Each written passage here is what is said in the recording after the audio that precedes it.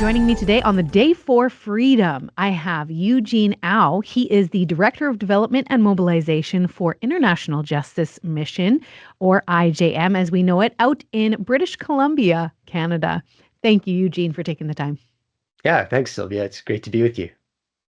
So, for those who don't know, what is IJM and what do you do with this ministry? Yeah. So IJM, International Justice Mission, we are an organization that works worldwide to protect people from forms of violence. This could be violence against children or women, or it could be forms of human trafficking or police abuse of power, and particularly when it's people who are in poverty, who are vulnerable to these forms of abuses. So we work together with the justice system to strengthen it so that we can address these issues better and protect the people who are vulnerable to these forms of oppression. So that's something that we do worldwide. And then for myself, as part of IJM Canada, we work to raise awareness and to raise funds to fuel the mission.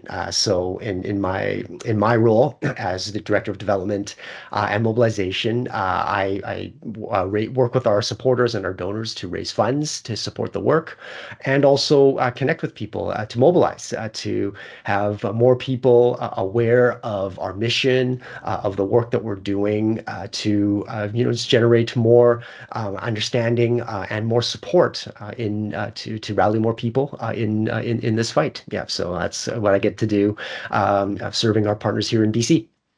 I love it.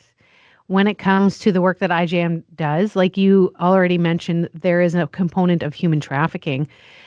I would love to know, to expand this for our listeners, how do people become victims of human trafficking? And I know that's a loaded question as well. Yeah, it's people become victims of human trafficking. Um, when I would say when it comes down to it, they become victims of human trafficking because there's a trafficker. And there's a trafficker who can take advantage or who can trick or use violence to force people into uh, doing things and to exploit them. So and then the victims can then be exploited for labor, or they could be trafficked for sexual exploitation. But in all the cases of trafficking, there is somebody who is abusing or and misusing power or authority in over someone else, which then victimizes them into trafficking. So one of the things that for IJM, one of our field leaders has said, and it's helpful. It helps me to remember. Trafficking and violence happens when there's a vulnerability and when there is impunity. So somebody can traffic a victim because of their vulnerability, and also because they think that they can get away with it, because there's no if they feel that there's no consequence or no risk to them for doing it. So then these are kinds of things that happen, which then allows human trafficking to continue. Absolutely. I would say it can be also an abuse of power often, right? There's someone who is over top in some regard, right? And so, yeah. Yeah, absolutely. Yeah, there's a very often an abuse of power, a form of power imbalance, and then so people, victims of trafficking, are often forced to do it under violence or threats of violence or deception, and in all these cases, the trafficker is misusing, they're abusing forms of power and strength to somebody who is more vulnerable to them. Yeah. Exactly, right. So we are talking about the Day for Freedom. I would love to know, how does IJM specifically help fight human trafficking and set people free from these acts of injustice? Right. Yeah. So for IJM, what we do is to work with justice systems worldwide. So we'll be working together with authorities, together with our police forces, or with prosecutors and the justice system. So this could be doing police trainings or working together with local prosecutors and judges. And then we work together with the system and the officials in the regions where we work to bring rescue to victims of human trafficking. So this is with investigation. So our team, together with law enforcement, will be investigating cases where trafficking is taking place, and then working with the local authorities to bring rescue. So this is going to the places, these dark places where human trafficking is happening. So it could be places where labor trafficking is taking place, so maybe farms or factories, or it could be in homes even where people are being held and abused. And then when we work with the authorities to bring rescue to the victims, then after that, then our team will work together with our partners in aftercare. So this is providing care and services to our survivors to support their healing and to support the restoration. So this can be counseling and therapy and skills training because as part of their journey after rescue is integration and also restoration. That's what we want to see for the survivors of trafficking. And while that's going on at the same time, our team is working with the local justice system to work towards in the legal system in prosecution of the cases for the traffickers who are responsible, because this is what can stop the cycle of violence from continuing.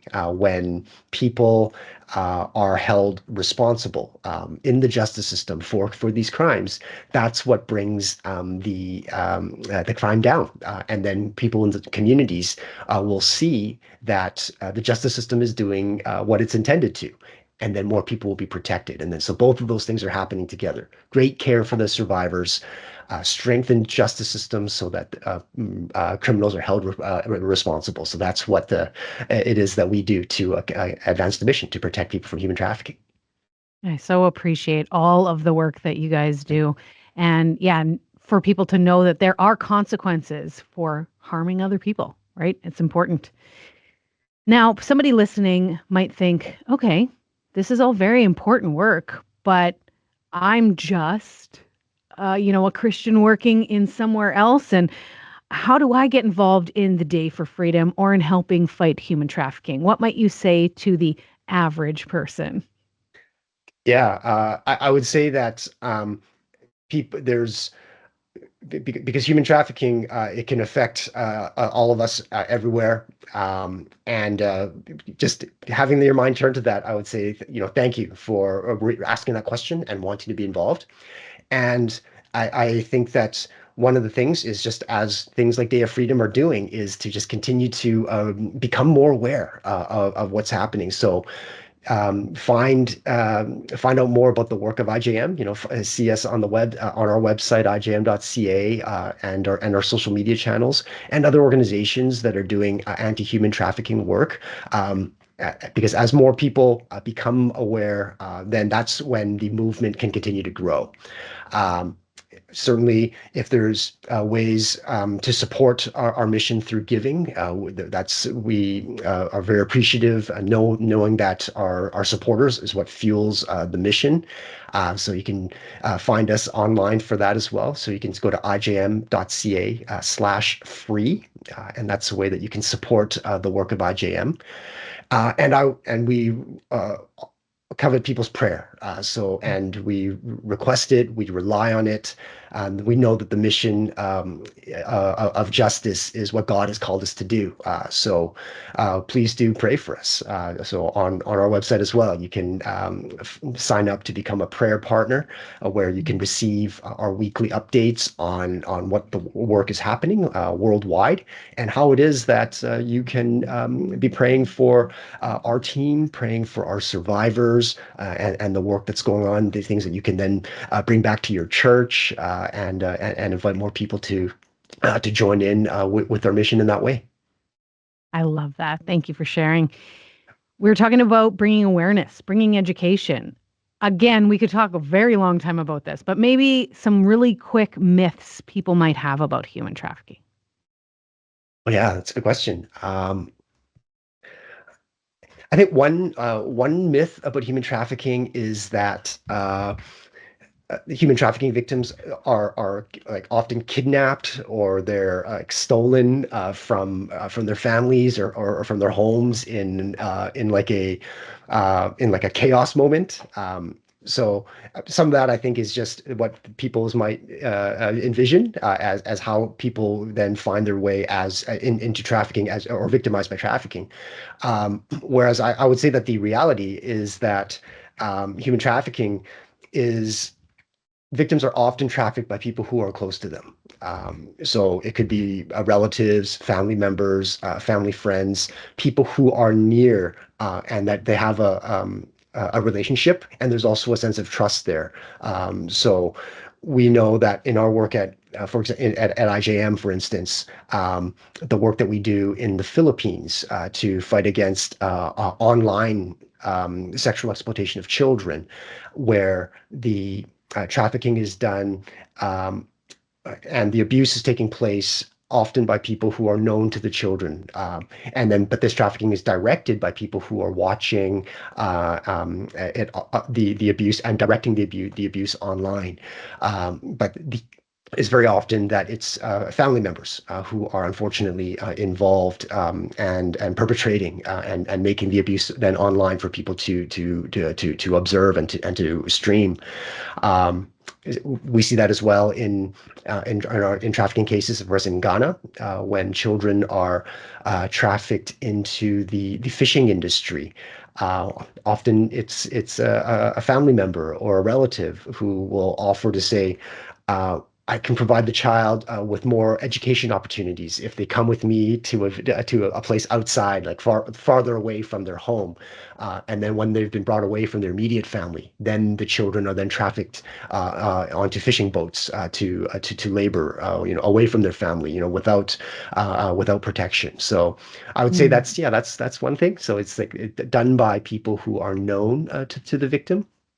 yeah. Um, maybe another myth then I'd say it's kind of in a similar vein is then um, that the myth is that fighting human trafficking it means like these dramatic rescue operations where people are beating down doors to go and bring rescue to the victims.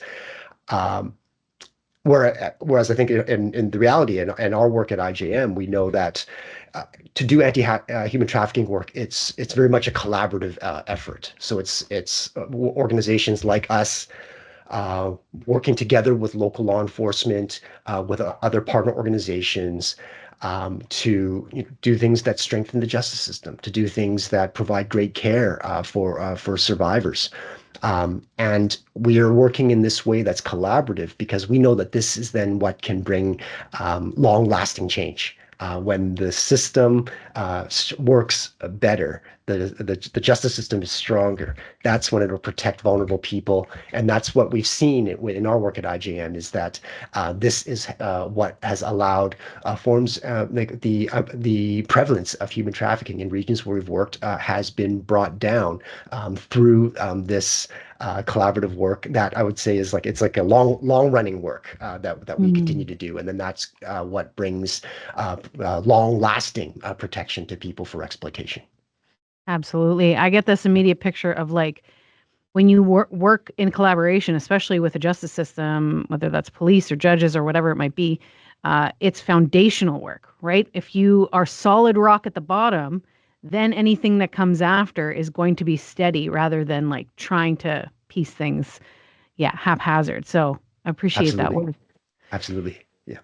You have been so amazing. You have expanded our minds and the just the knowledge of all of this. So appreciate that, Eugene. Is there anything else that you wanted to share today? Sure. Yeah, like if we're always wanting more people to become connected with IJM and to be aware of the work that we're doing. We've got one upcoming opportunity that people can participate in. We have an online event that will be coming up on March 19th. So this event is called Resilience, and our resilience events are live events online where a field leader, a field staff joins to share about our work. So we're looking forward to our upcoming Resilience on March 19th, where we're going to have an interview with Lillian Ayobale. So she's one of our team members from our team in Uganda. So she'll be on the live call, sharing about the work that we're doing in Uganda to protect women and children from violence. So that's something that it's people can register for, and it's a free event to be online. It'll be at 8 p.m. Central Time on the 19th. So if you want some information and if you want to register for that, you can come to our website. So it's the page is ijm.ca/resilience. So you can see that page, and we'd love for people to join us for that event with Lillian. Yeah. Absolutely. Well, Eugene, I appreciate all that is being done across the world by International Justice Mission, including here in Canada. So thank you for taking the time. Yes, thanks so much, Sylvia, for the opportunity and just for your great support of IJM. Yeah, we're really appreciative of it.